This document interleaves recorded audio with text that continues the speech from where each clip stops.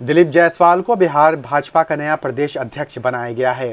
भाजपा के राष्ट्रीय महासचिव और मुख्यालय प्रभारी अरुण सिंह के हस्ताक्षर से जारी पत्र में कहा गया है कि भारतीय जनता पार्टी के राष्ट्रीय अध्यक्ष जगत प्रकाश नड्डा ने एमएलसी दिलीप जायसवाल को पार्टी का बिहार प्रदेश अध्यक्ष नियुक्त किया है। दिलीप जायसवाल को सम्राट चौधरी की जगह बिहार में पार्टी की कमान सौंपी गई है। दरअसल इसी साल 28 जनवरी को मुख्यमंत्री नीतीश कुमार के नेतृत्व में बनी राजग की सरकार में सम्राट चौधरी को उप मुख्यमंत्री बनाया गया था।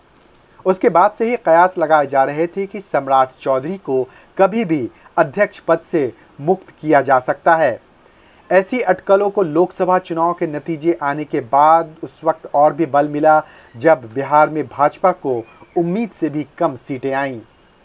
याद रहे कि 2019 में बिहार की 40 में से 39 सीटें जीतने वाली एनडीए को 2024 के चुनाव में केवल 30 सीटों पर ही जीत मिल पाई। खुद भाजपा को पिछले चुनाव के मुकाबले इस चुनाव में बिहार में 5 सीटों का नुकसान हुआ है।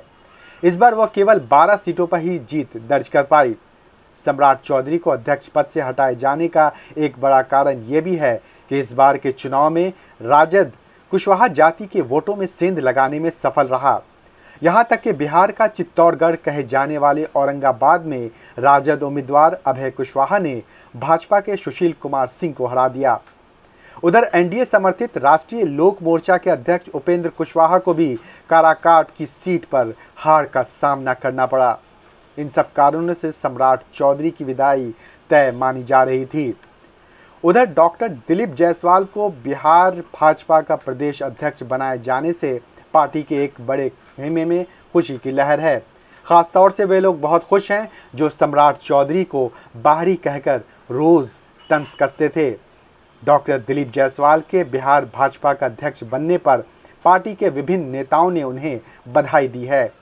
विधान पार्षद और भाजपा के राष्ट्रीय प्रवक्ता संजय मयूख ने भी उन्हें बधाई दी। डॉक्टर दिलीप जायसवाल को भाजपा के प्रदेश प्रवक्ता प्रभाकर मिश्रा ने इस अंदाज में बधाई दी। डॉक्टर दिलीप जायसवाल जी जैसे कैडर के मजे हुए व्यक्ति जब पार्टी के कप्तान बनते हैं तो प्रसन्नता स्वाभाविक है।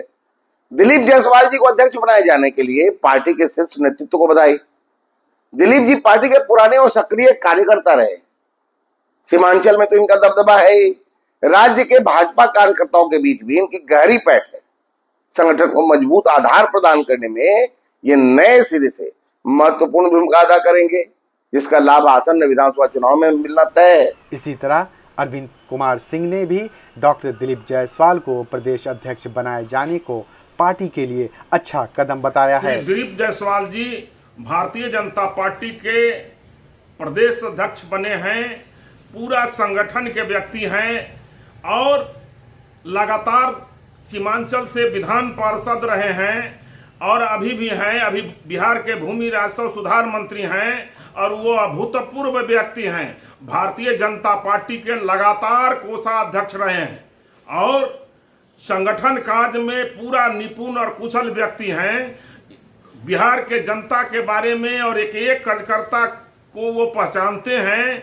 वो कई राज्यों के भारतीय जनता पार्टी के केंद्रीय प्रभारी रहे हैं, सह प्रभारी रहे हैं और लगातार बिहार के राजनीति में अपने कुशल नेतृत्व का वो परिचय देते रहे हैं।